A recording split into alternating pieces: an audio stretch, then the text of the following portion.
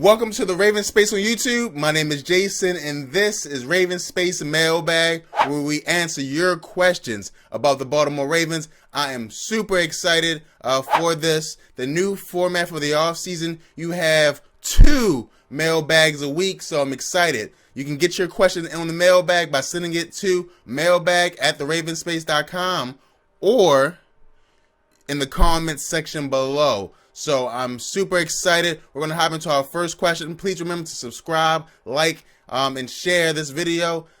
We have great Ravens content, so please subscribe. Now, the first question of the day comes from 2KGoat1004. And his question is, what do you think are the chances we can pull Jarvis Landry from free agency? This is a great question. Because I'm very high on this young man, Jarvis Landry.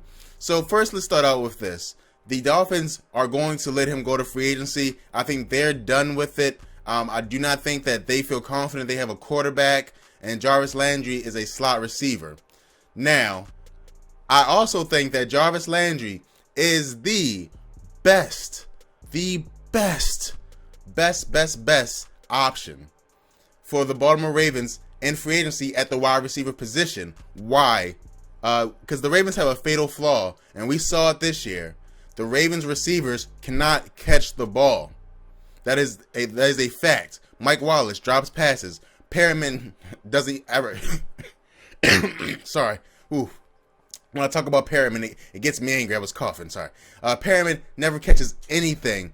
The only receivers or on the whole team that catches the ball are Danny Woodhead and Benjamin Watson. And Macklin too, but Macklin, was always hurt. So we need a receiver who can catch the ball. Also, we need a receiver that can constantly pressure the middle. Mike Wallace and Macklin showed that they were not able to do that. Jarvis Landry is a slot receiver, and he can do that. Jarvis Landry is 3rd in the league in receptions, behind, I believe, Antonio Brown and Julio Jones from when he came into the league. If we get him, it's a weapon that will be a great weapon. I think him, if Macklin can get healthy, you leave Macklin on the outside. Now, Macklin was trying to be a slot receiver, but it doesn't look like he can do it to me. And put Wallace on the other side, and you have a real chance. Now, cap space is a different thing.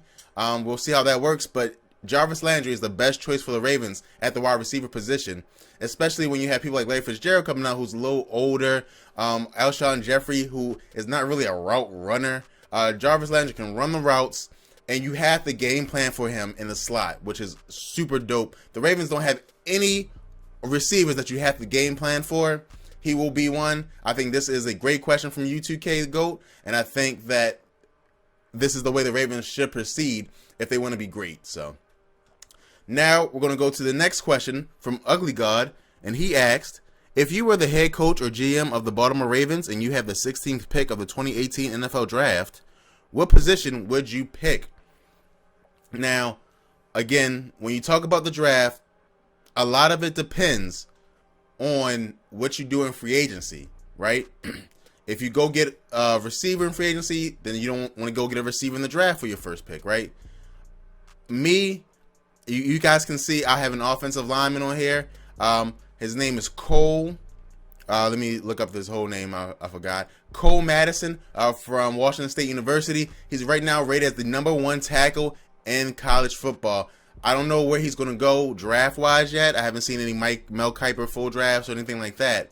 But if the Ravens get an offensive lineman and help cement that offensive line, we could be in business. If we get him, let's say we get Cole. Let's say something happens and we get Mr. Cole. Then this is going to be our offensive line. Ronnie Stanley, okay, first string talent, off the charts. Then you have the left guard. A lot of people are high on Alex Lewis. I'm not as high on him. But if you like Alex Lewis, then you can fit him there. Me, if I'm the Ravens, I go to free agency, try to get somebody else. But neither here nor there. But for sure, Ronnie Stanley, Pro Bowl level player. Then you have Alex Lewis, who at the worst is a good, decent left guard. Then you have Ryan Jensen, Pro Bowl level center. He proved that to us this year. Then you have Marshall Yonder, Hall of Fame level guard. And then you plug in your new tackle. And if it's this guy, he's the best tackle in college football from what I've seen in my research. And boom, that's a real offensive line that can control the line of scrimmage. Especially with Alex Lewis and Ryan Jensen and Marshall Yonder, those guards right there, because I think that Alex Lewis struggles in the pass game, but I think that when I saw him this year, his first step was pretty explosive, and that will help in the running game, especially next to Ryan Jensen and Marshall Yonder. So I'm excited. I think if you go offensive lineman, you make your team infinitely better, and it gives you a chance now, but you have to go get a receiver in free agency for that to work. If you don't get the receiver in free agency, then you got to go get one in the draft. That's just, the game that we play. Now we're going to go to the next question. Thank you so much, Ugly God. It was a good question. Now this question comes from Tommy Gavin, and his question is, can you do all the Ravens interceptions this year and touchdowns? That got me attracted to the channel last year. Tommy, of course I'm going to do that for you, man. You know that, man. You're part of the Raven Space team. All you guys are part of the Raven Space team. I'm going to do that for you. The first video we have coming down the hatch will probably be some, like, all the touchdowns. That probably will be the next one. We'll see. Offense is pretty depressing, so I might do some defensive stuff. But you'll definitely get all interceptions, all touchdowns, all sacks by Terrell Suggs, all big runs by Alex Collins, all touchdown throws by Joe Flacco. You're going to get all that sauce. So please don't worry. Thank you so much for your question, and thank you guys for wanting to see content from me. I appreciate it. And not just for me, Steven helps out too. And we have the website coming back, so thank you. Now, this is the last question of the day. I am sorry. Do not worry. This is Monday. We will also have one later in the week for more questions. So please, I'll be using questions that you put in this comment. So throw them down. And this comes from Alexander, and he asks, do you think that Don Wink Martindale will be a great coordinator? Thank you so much for your question. Now, we really don't know a lot about Don. The only thing we know is that he runs the linebacker core. And honestly, linebacking is the best part of our team, in my opinion. I think you have some great players there. You got Terrell Suggs there, CJ Mosley, Ansawar showing growth. Now, I know it's a little split, so if you guys don't know, the Ravens have a inside linebackers coach, which is more Martindale, I believe, and then the outside rush coach that I believe assists Martindale. So it's a little split up, but I think he'll be a good choice. What I really want to do is I want to see the Ravens simplify the defense. I love Dean Pees' scheme because it's one of the best schemes in football, and he was very smart.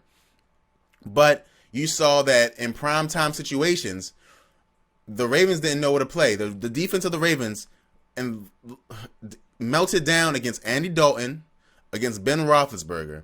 Damn near melted down against the Colts, right? So you want to go a little bit more simple to help those guys out on the field. For example, you'll see the Seattle Seahawks. If you watch them play, there's no exotic blitz packages.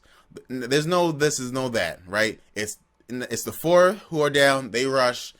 The linebackers are quick, and the corners and the DBs are great. And that's how they play. Again, Vikings do the similar thing where the Vikings don't bring, a lot of cornerback blitzes like the Ravens do. They don't bring a lot of safety blitzes. They play you straight up. Now, it's easier to do that in a 4-3 defense because you already have 4 pass rushers, right? It's harder in a 3-4 because you have more unathletic pass rushers. For example, Brandon Williams, Michael Pierce are not as athletic as you would be if they had a 4-3 defense because you would have 2 rushers, right? So, so the Ravens kind of have to be a little, funky and tricky because if you want pressure, you're not going to get pressure with Brent Urban in Brandon Williams and Michael Pierce. Pressure will not come that way, right? They're not pass rushers. So you have to sometimes bring 5. You have to sometimes bring Terrell Suggs on a stunt, because you have to get pressure. So but I do hope he makes it easier, especially for the DBs and corners because late in the season they were getting exposed. So I'm excited to see what he can do. I can't give you what I think right now. I do not think it will be as complicated as Dean Pees' system, but I don't really know Mr. Martindale's history and if he's been a defensive coordinator anywhere before. So thank you guys so much for watching. Please subscribe. I hope you guys enjoyed it. I really did. Please, please, please subscribe to Ravens Space on YouTube for the best Baltimore Ravens content on the internet. Thank you guys so much, and go Ravens.